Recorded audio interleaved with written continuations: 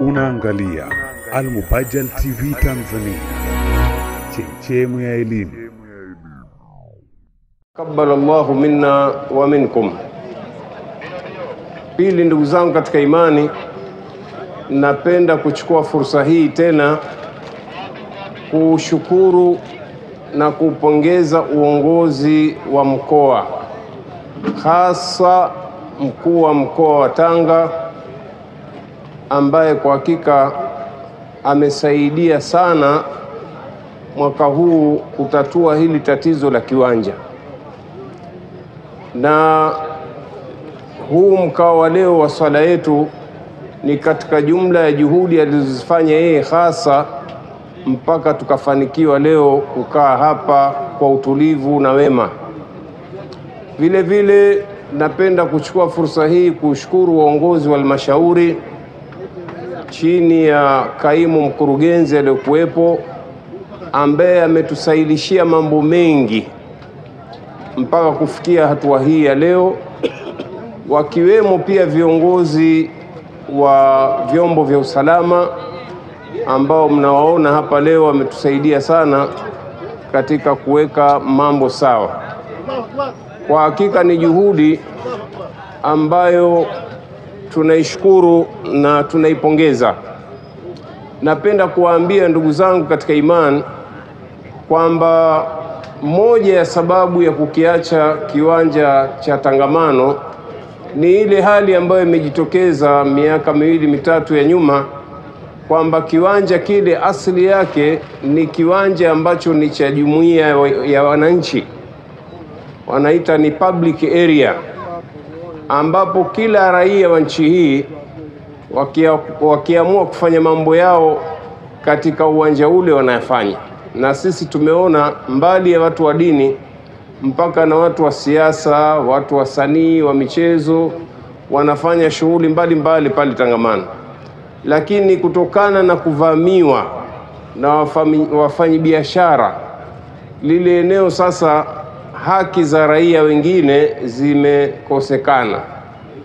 Kwa hiyo serikali, juhudi ambayo inaifanya hivi sasa ni kukiacha kile kiwanja kiwe hivyo hivyo kama vile kilivyokusudiwa mwanzo, kwa matumizi ya wananchi kwa ujumla.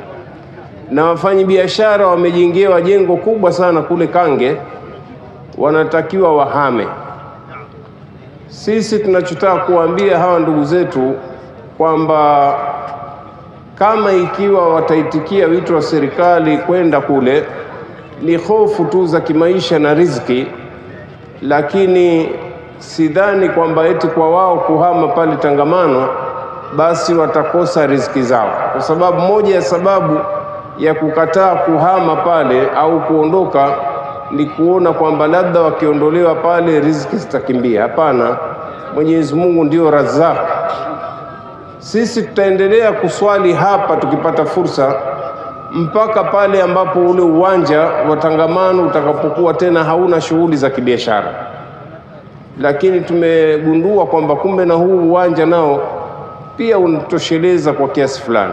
Tunajua kwamba huko tunakokuja mbele utakuja kuwa na dhiki huu uwanja, lakini kwa hali iliyokuwepo tutaendelea katika hizi siku zinazokuja insha Allah, Mwenyezi Mungu akitupa uzima na afya, tutaendelea kujumuika hapa.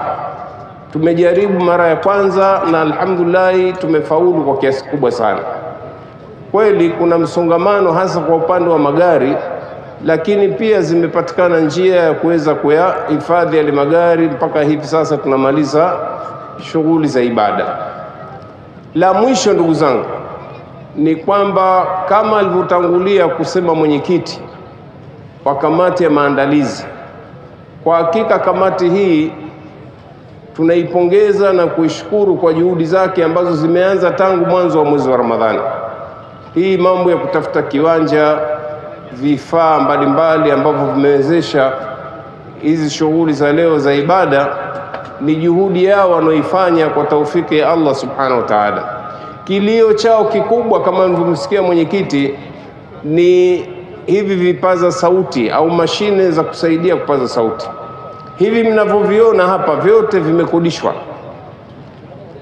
Kwa nini sisi Waislamu tusiwe na vitu tena viwe vikubwa sana, kwa sababu tunaona watu wa dini nyingine kama shughuli kama leo ungekuta kuna semi trailer ya vipaza sauti pamoja na mashine za umeme za kuzalisha umeme, majenereta na kila kitu.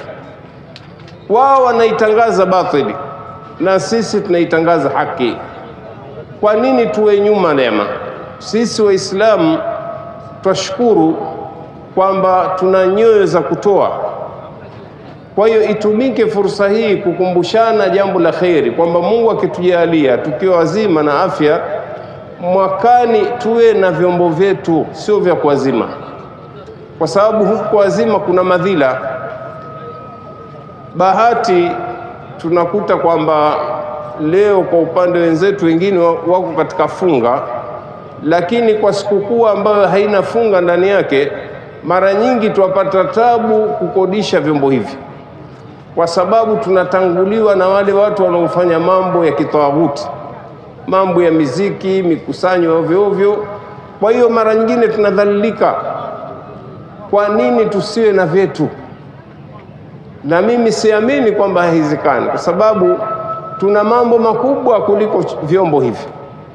Hivi vyombo si ghali hivyo, pamoja na kwamba gharama sio ndogo pia, lakini naamini kwa ule mchango wenu ambao mnaotoa, japo ukiwa mdogo kiasi gani, Mwenyezi Mungu anaufungulia baraka. Nasema hivi sasa kwa sababu tumshamaliza ibada ya swala na mkusanyiko huu, lakini kamati tunaiagizishia kwamba iweke mpango maalum wa kuweza kuchangisha michango ya wazi. Halafu vile vile waambiwe Waislamu kwamba vyombo hivi vina thamani gani, ili waweze kuchangia, kwa sababu kuna wengine wanaweza wakachangia vyombo vyote, mtu mmoja wawili, inawezekana. Lakini kama ikiwa itashindikana, basi hii shilingi 10 yako utakayoitoa au shilingi 10,000, naamini kwa muda hii miezi 12 iliyobakia hivi sasa mpaka tukikutana tena kwenye sikukuu hizi, basi itakuwa tayari tunavyo vyombo hivi. Kwa hiyo kwa haya machache, mimi nawatakia sikukuu njema, nawatakia kila la kheri. Watu warejee majumbani wakale haya machaprosi yao walioandaliwa huko majumbani. Nawatakia kila la kheri. Aqulu qawli hadha wa billahi tawfiq wa sallallahu ala sayyidina.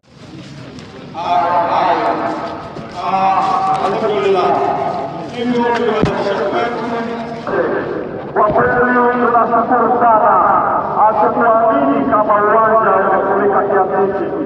Uwanja umefurika kwa kweli, tunashukuru sana na tunaamini vitu vijavyo.